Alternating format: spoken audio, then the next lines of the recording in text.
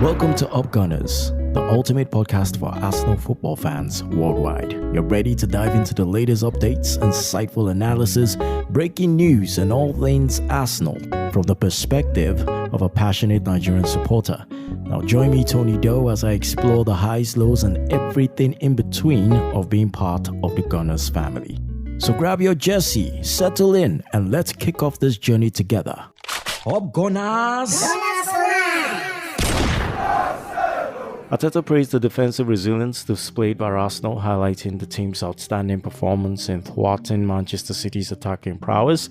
Haaland was in the pockets. He emphasized the commitment and discipline shown by every player. Congratulations, you all did well, including you, Jesus, acknowledging the difficulty of achieving 2 clean sheets against such formidable opposition.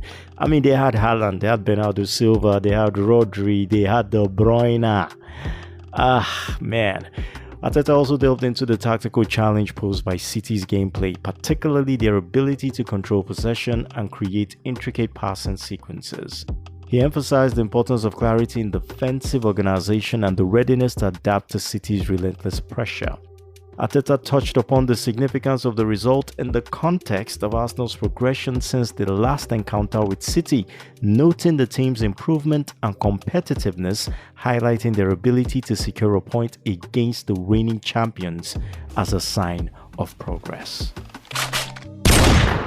Following the Premier League encounter between Arsenal and Manchester City, there's been some widespread analysis regarding the outcome of the goalless draw. Observers, including former Arsenal player Theo Walcott, have highlighted a perceived lack of intensity from both sides, possibly attributed to the recent international break. Really, despite Arsenal's commendable defensive performance, there's a consensus that they failed to capitalize on opportunities to secure a win. Walcott acknowledged their success in thwarting City's attacks, but stressed the frustration over the inability to secure 3 points. In the broader context of the title race, dropping points against a top rival like City could prove consequential for Arsenal's aspirations, especially with Liverpool also vying for the top spot. They're currently number 1. As the season progresses, Mikel Arteta's side faces mounting pressure. Yes, there are going to be lots of matches to maintain consistency and convert defensive solidity into attacking efficacy if they are to remain contenders in the title race. Abi, that's how I felt about this too. I mean, these people are forgetting that this is an Arsenal team that has shown how prolific they can be when it comes to attacking. They've shown consistent progression and adapting to the games as they come. Whenever Arteta says, we're looking forward to the next game, it is a clear indication that they are preparing for each team as they come. Going all out against a Manchester City the way we've been going all out against the other teams we scored a lot of goals against would have been suicidal. I really think so. And again, I'm really impressed with the fact that if we're not scoring, we're not having teams scoring against us as well, especially the kind of teams that score a lot of goals. Now, it's been how many years since we've been to the Etihad to secure a point? At the beginning, I was hoping for a win, but I'll gladly take the draw. It's unfortunate that it's happening on the same day Liverpool is securing a win and going top of the table. But hey, we all still have a lot of matches to play. Well, maybe not so much. We have about 9 matches left to play. Arsenal has a very busy schedule. So not losing to Man City, I think, is a positive with the momentum that we're on right now and will take us into the next game, which is against Luton, I believe, this week. And then, of course, the Champions League. So it is really going to get tight for us. And if we can grind out games like this, I think it's important. I know there's still other games that we're going to win by walloping opponents. So I'm kind of optimistic about how things are going to play out. Special shout outs to Gabriel and Saliba.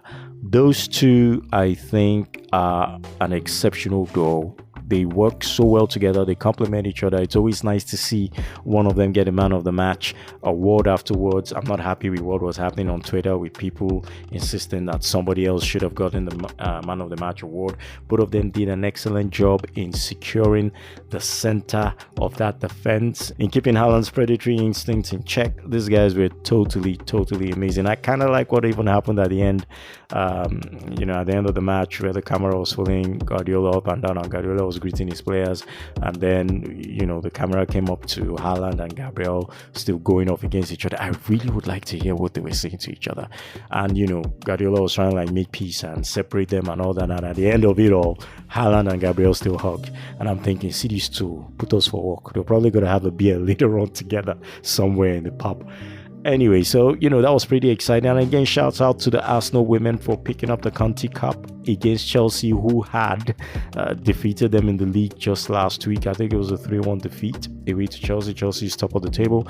And Chelsea was aiming for a quadruple this season. And, you know, taking this Conti Cup off their hands was pretty good, because that seems to be the only trophy that the Arsenal women will be clinging on to this season. But I'm hoping for a lot of great things for these young ladies going into next season. It's been a tough season, lots of injuries to some really key players, but the women have stood tall. So Easter Sunday was pretty good.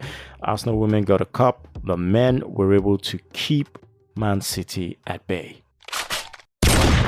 That's a wrap for today's episode of Up Gunners, and I hope you enjoyed delving into the world of Arsenal Football Club with me, Tony Doe. Don't forget to subscribe to stay up to date with all future episodes. If you have any thoughts, questions, or suggestions, feel free to reach out to me at upgunnerspodcast@gmail.com. upgunnerspodcast@gmail.com. I'm active on Twitter as well at upgunnersng, active on Facebook at upgunnersng. We're also on Instagram at upgunnersng. Until next time, keep the gunner spirit alive, and remember, Up Gunners!